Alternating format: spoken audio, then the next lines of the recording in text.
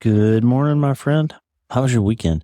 I hope that you are doing well, that you're excited about this day, that whatever comes before you today, that the Lord has provided an opportunity for you to just excel in your life, to find purpose and meaning, that whatever struggles you're going through, that you have some clarity on ways to have hope and to see possibility that you haven't been able to see before.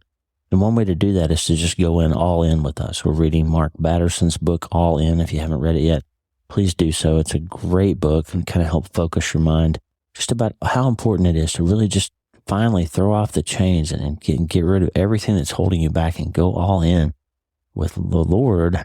And you'll find a new source of power and resilience to get through the hard parts of your life. Today we're going to talk about purpose. And Viktor Frankl, of course, a famous writer who was actually a prisoner in a concentration camp during World War II, who wrote one of the most famous books about suffering, Man's Search for Meaning. If you've never read that, it is a classic and it's a short book, but it's a game changer in terms of how to look at problems and still find purpose in them. Well, one of the famous quotes from Viktor Frankl's book is this: man's main concern is not to gain pleasure or to avoid pain, but rather to see a meaning in his life.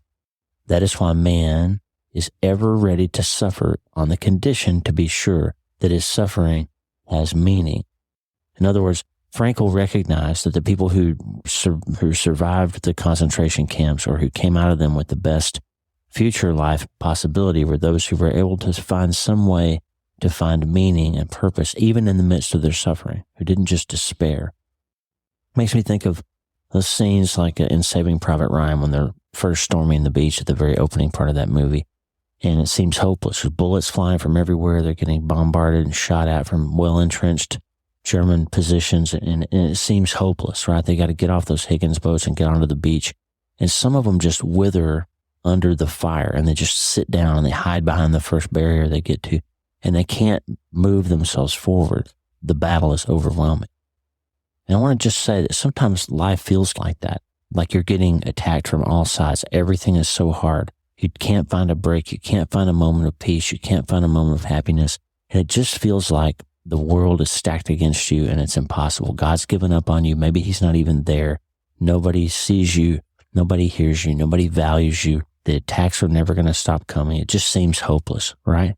I want to just spend a minute here today to talk about what we do when life feels like. How do we find a way to take that next step forward, to get off the beach, to take the high ground again, to find a way to move forward, to convince ourselves that it's reasonable and it's sometimes necessary to continue moving forward? How do we do that? We do that by having a sense of purpose. We do that by understanding why we're there. The posterior temporal cortex of your brain, the posterior temporal part of your brain is about your ability to see purpose, to engage with other people and connect with other people and find a way to help other people. That part of your brain, posterior superior temporal cortex, is wired for contributing to other people. If it's not working properly, you're a little more self-centered. You don't see the need to go out and try to help others and be altruistic. And that part of your brain, when it's not working right, you don't function very well in a group, in a situation where other people depend on you. Your brain has to be working properly in order for you to see the reason to continue performing with trying to help other people. And so if you don't have the posterior superior temporal cortex of your brain working properly, it's hard for you to find meaning and purpose. What's going on over there? The neuroscience is that the neurotransmitters oxytocin, dopamine, and serotonin contribute to your sense of well-being and happiness. Oxytocin helps you to see the need for social bonding and empathy. This one has to do with lactation and motherhood and all those things. Dopamine plays a major role in motivation and movement, and serotonin is the one that helps your mood become stable and feel better and free to feel better. When you start to feel like you're all alone, when you start to feel like everything is happening against you, everything is too hard, the secret is to engage that posterior superior temporal cortex to say, I want to find a way to look out for somebody else, to try to find an opportunity to help another person to come alongside. There's a great story. There's a blog by a guy named Zach Mercurio who tells a story about the first woman, Desiree Linden, who became the first American woman in over 30 years to win the Boston Marathon. had been won by foreigners for over 30 years. And she won because she was running along that day, and she said she felt terrible. Her body didn't feel good. Her mind wasn't good. She wasn't engaged very well. She was struggling to keep going, and she thought about quitting the race. She was getting ready to drop out. But somehow she's noticed another runner that she was gaining ground on that seemed to be struggling. And something kicked in, and as she got next to that lady, she said, the lady's name was Flanagan, she said, "Hey, if you need me to block the wind for you or adjust the pace a little bit, let's just run together. Let me know if I can help you, and we'll get through it together." What she said was that after she offered to help the other runner, that Lyndon said that she got her legs back, that focusing on helping, blocking the wind, setting the pace, getting in front of this other lady so she would have more courage to continue, gave Lyndon her legs back. She got her juice back because she engaged something outside of herself. So helping other people helps us sometimes more than it helps them. So the purpose of telling you that story is that sometimes when you feel like you can't go on, sometimes when you feel like you don't have the juice to take another step, it's because you've become circled into your own problems. You're running a circular firing squad in your own brain, and your limbic system is telling you to run away or hide or quit or give up or feel bad or notice that nobody notices you, or pay attention to the fact that nobody pays attention to you, or to focus on how bad you feel because nobody else is helping you. It just won't ever stop being hard. When you do that, you're basically convincing your brain to keep your temporal lobes and your frontal lobes out of the fight, and you're basically just going to give up and quit because it's all about you at that point. And if you're doing it all for yourself and nobody's noticing anyway, then why would you keep going? There's scenes like the scene at Saving Private Ryan, that first battle. There's several amazing little moments in that battle where somebody else grabs another guy and says, "Come on, we got to move forward. You got to go. We got to help move forward on this beach." And the reason that they're able to keep going is because they have a sense of purpose, not only just to stay alive, but that the reason they're on the beach in the first place is because they've got to win this war. They've got to save civilization. They've got to set the captives free. They've got to overtake and defeat evil. They've got a strong sense of purpose that becomes a shield for them to deflect those things that are attacking them. And helping others helps them. I'm there for a reason. I'm there for a purpose. There's a famous story from the Civil War about Joshua Lawrence Chamberlain, who was a colonel from Maine, and he led the counterattack on Little Round Top, the hill that they had to hold. That was the high ground that was going to make them either win or lose the battle. And they were severely outnumbered. They were out of ammunition. They were desperate, and the Alabama infantry was rushing up the hill to take them. And Chamberlain knew that if they lost Little Round Top, they were going to lose the battle. And if they lost the battle, they were probably going to lose the war. And if they lost the war, they were probably going to lose the Union, and we probably wouldn't have our country anymore. So it's another one of those moments where somebody had to see the purpose and why they were there. That somebody had to see the reason and inspire other people to get behind the purpose. And then they fixed their bayonets and they ran down that hill, and 80 Union soldiers captured several hundred attacking rebels because they found their purpose. It was impossible. It was against all odds. It was unlikely that they were going to survive, but they did that because they had to achieve their purpose. They didn't give up. They didn't just wither into the fight and sit down and say, "Oh, I'm hosed. I'm lost. I'm just going to surrender. Maybe I'll survive. Make it all about me." They pushed through it because they had purpose. They were bigger. The moment was bigger than their own individual life. Now, obviously, we're here to talk about how neuroscience and faith line up, right? Because I believe that no matter what application or what perspective or what thing you're talking about, if you don't add the spiritual element to it, you're only getting part of the story. That's why we want to be more than 10% happier, right? When we talk about happiness, by the way, and your brain chemicals, dopamine, serotonin, oxytocin, all of them, basically give you this sense of well-being and happiness. But the problem is, if you're only pursuing happiness for its own end, then you get that little hit of neurotransmitter and you want to have it again and again, and quickly become just this person who's seeking those feel-good chemicals in your brain. And that's what leads some people to a life that's all about themselves and seeking pleasure and trying to find something that makes them feel better. Alcohol, drugs, relationships, gambling, shopping, whatever it is that gives you that quick, cheap dopamine hit. It's been shown in studies even that just thinking about or telling other people stuff that you want to do gives you a little boost of those neurotransmitters. And so some people just talk all the time and never actually do anything because it's making them feel better. I'm not talking about happiness for the sake of happiness, because as you've been alive long enough to know that when you pursue something just for the purpose of making yourself happier, that thing, once you finally get it, becomes a moving target that doesn't actually make you happy. That's when we did a whole episode recently about how Jesus tells us to hunger and thirst for better stuff. He's got food and water, living food and living water that actually fills us up and satisfies our cravings and teaches us how to be satisfied and fulfilled in Him. And then we get the whole world thrown in. C.S. Lewis said, remember, you aim at heaven, you get the earth thrown in with it. If you aim at earth, you don't get either one, heaven or, because the things that we pursue in this life aren't worth it and they don't satisfy us. And so when we're talking about finding purpose, we find purpose in something bigger than ourselves. Let me give you a couple of things. One of the greatest gifts that we've been given by God is purpose. Let's check out 2 Timothy 1:9. God saved us and called us to a holy calling, not because of our works, but because of His own purpose and grace, which He gave us in Christ Jesus before the ages began. It's easy to just think that verse says that God gave us grace, and He did. He gave us grace. He gave us what we didn't deserve. He didn't give us what we did deserve. He forgave us of our sins when we couldn't have done it on our own. That's the greatest gift of all, right? But there's an and in there. He gave us His own purpose and grace. So check that out. That means you were created, friend, with a purpose that God gave you that only you can accomplish. There's a devotional I read every morning, First 15.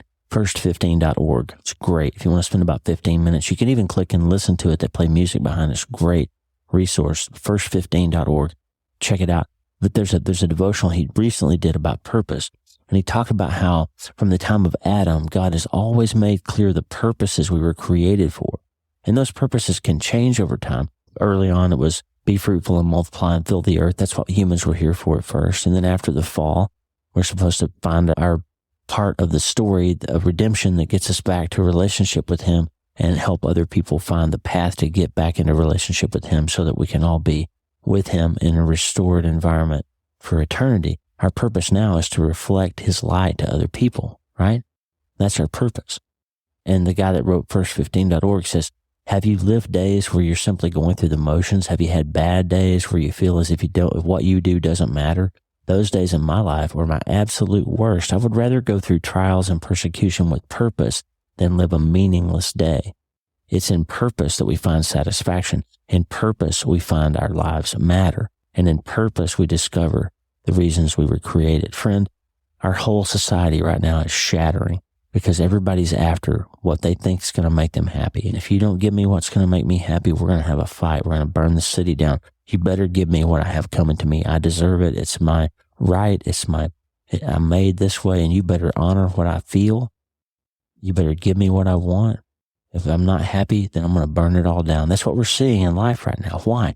Because people don't have their real purpose. They think they're here just to serve themselves and make themselves feel happy. And that's not the point. The whole reason you're here is because God gave you a purpose. You don't find your own purpose. You find God's purpose. You align yourself with Him. The scripture says, remember our green light verses? Delight yourself in the Lord and He'll give you the desires of your heart. It starts with being in Him. Trust in Him with all your heart, and He'll make the path straight for you, friend. God has placed value and worth on your life, the devotional says, to an extent you have yet to discover. He has a plan and purpose for your life that He's assigned to no one else. Your life, my friend, is meant to make an eternal impact for His kingdom, which will reign for all time. But in His grace, He has also given you control over your life. You can choose to live your life according to His purposes or your own. That's from first15.org. I'll put a link in the show note. But here's my question for you, friend. My question for you is this. Are you generally happier? Do you generally feel better? Do you generally have better days and better weeks and better months and better years when you seek your own purpose or when you try to find something bigger? I'm just asking you. It's a legitimate question.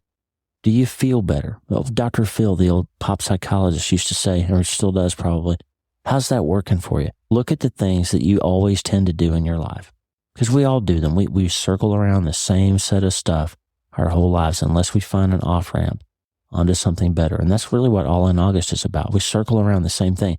We keep having the same issues. We keep dealing with the same trouble. Why? Because we never stop to ask ourselves, how's that working for you? How's it going? Jules Walker posted one time, and I've written about it before, talked about it before.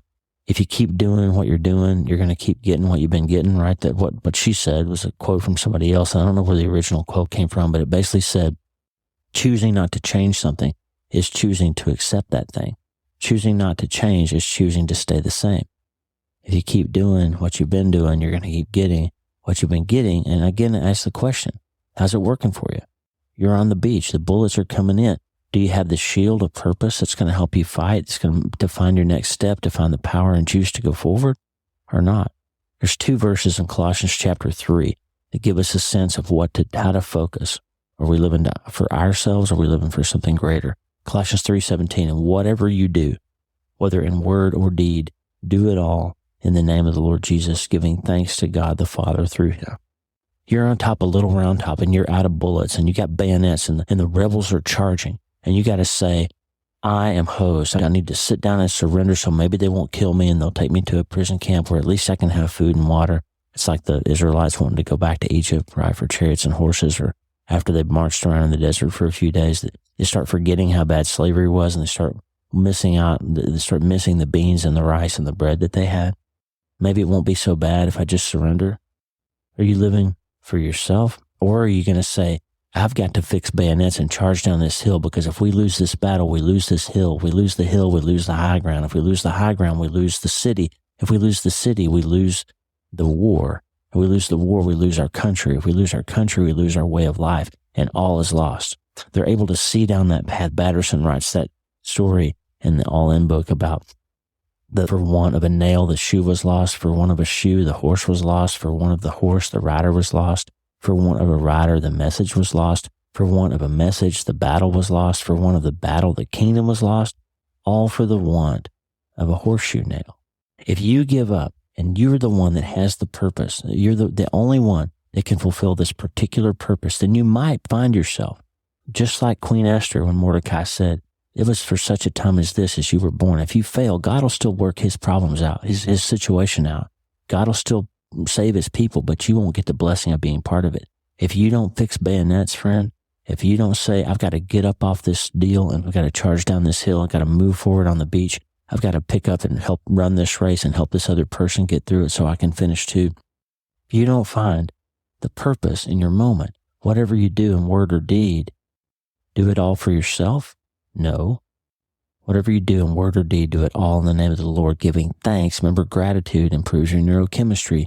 And here's what you can do. You can look at your workday coming up and you can say, I got to deal with all these morons in my office, and they're going to have the same excuses they had for last time. My boss is an idiot, or I've got to deal with all these patients, or I've got to deal with XYZ, and this person's giving me a hard time, and I don't like my job, and I'm tired, and I just want to stay home. You can look at your day ahead like that, and guess what's going to happen?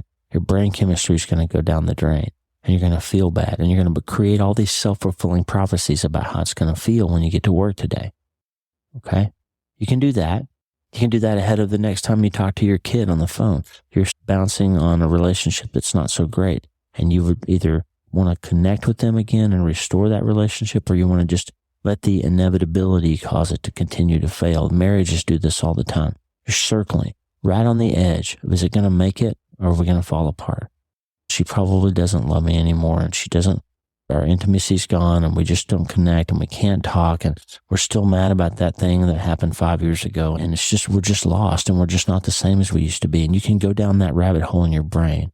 Or you can say, God, I want to honor you with my marriage. I want to be a better spouse to my person that you've trusted me with. And I want to pray that you'll break these chains of sameness. You'll break this inertia, that you'll help me find the words to say, the little act of kindness that might finally unlock that little thing, and the ice might start to melt. And maybe if we do that, God, maybe you can let us reconnect, and maybe you can build a bridge back to our family being intact again. Maybe you can give me the right words to say when I call my kid, or maybe when I get to work today, you can let me encourage somebody else, and maybe that'll change their attitude, and maybe that'll make the meeting go a little bit more smoothly. And maybe we can charge down this hill and get to a place where we can accomplish our purpose today. And we're going to be grateful for that, God. Thank you for letting me have a job in the first place. Thank you for letting me have a spouse so I'm not alone. And please help me find the way to save this, right? It's all up to you. Are you going to get in front of that other runner and block them from the wind a little bit and help them and find your legs again? Or are you just going to sit down and quit? It's up to you. The second verse in Colossians 3 is verse 23. Whatever you do, work at it with all your heart as working for the Lord, not for human masters, since you know that you will receive inheritance from the Lord as a reward. It is the Lord Christ you are serving. You're not serving your boss. You're not serving your company. You're not even serving your spouse. Ultimately, you're serving the Lord. And if he's put you in this place at this time, it's for a purpose that he has given you, friend. He's given you the purpose. 2 Timothy 1:9, God saved us and called us to a holy calling, not because of our works, but because of his own purpose and grace, which he gave us in Christ before the ages. Last verse, Acts 17:26 through 28. This is New Century Version. I like how it reads. God began by making one person, and from him came all the different people who live everywhere in the world. God decided exactly when and where they must live. God wanted them to look for him and perhaps search all around him for him and find him, though he is not far from any one of us. Listen, friend, that's the story. That's the story. That's the purpose. That's the reason that you're here. It's because he gave you an opportunity. He gave you a purpose. He gave you a passion. He gave you a plan. He gave you the story. And all you have to do is fix bayonets and get after it and go all in with it. If you want your life to feel different than it's been feeling, you've got to figure out what your purpose is. And you got to stop saying, the world is too hard. There's too many bullets. There's too many weapons. The enemy is too great. We are overwhelmed. I might as well just quit. It's never going to feel better than it does. My marriage is over. My kid won't call me. Nobody ever sees me or hears me. It's too hard. It's too much. It's too late. It's too far. You can do that, or you can get your temporal lobes engaged. You can start finding a way to be grateful. You can start trying to work for something bigger and greater than yourself. You can understand that you do have a purpose. It's already been given to you. And that purpose is to find God, connect with him, and help others to see him, and to use the context of your life, the situation that you're in, the exact time and place and boundary of where he has put you. And he told you why in Acts 17. He put you there so that you would find him and help others find him too. That's why you're here. That's what your purpose is. That's why you need to go all in. You're on top of Little Round Top, and you have the victories. The battle's already been won. The war's going to win. As Mordecai said to Esther, God's going to save his people. The war's set. The war's determined. The question is, are you going to have a statue on the hill like Joshua Chamberlain does at Gettysburg because you're the one that gave the order to fix the bayonets and finally get after it? Or are you going to be a casualty in that war? Are you going to be a casualty that didn't achieve your purpose? Or are you going to win? That's the question. The answer comes, and when you decide that you're going to fix bayonets and you're going to charge down that hill into your own life and you're going to accomplish your purpose, and you'll start finding that your days feel better, that the wind's behind your back instead of in front of you. You'll start feeling that purpose and power and passion for your life. And that's how you actually find happiness, is when you're pursuing something bigger than yourself. When you give suffering meaning, it starts to feel less like suffering and more like hope. And that, my friend, is the first dose of how you can feel better and be happier. That's it. That's the plan. That's the purpose. That's where you find the power and the passion. And the good news is you can start today. I hope that was helpful to you, my friend. I am all in. Lisa's all in. Tata's all in. People all over the world are all in with us. Self-brain surgeons all over the world getting together to press through, to remember that we've never once been alone. You have all the tools, everything you need. All you need to do is change your mind and you'll change your life. Let's go all in. Share this with your friend. Let's get after it.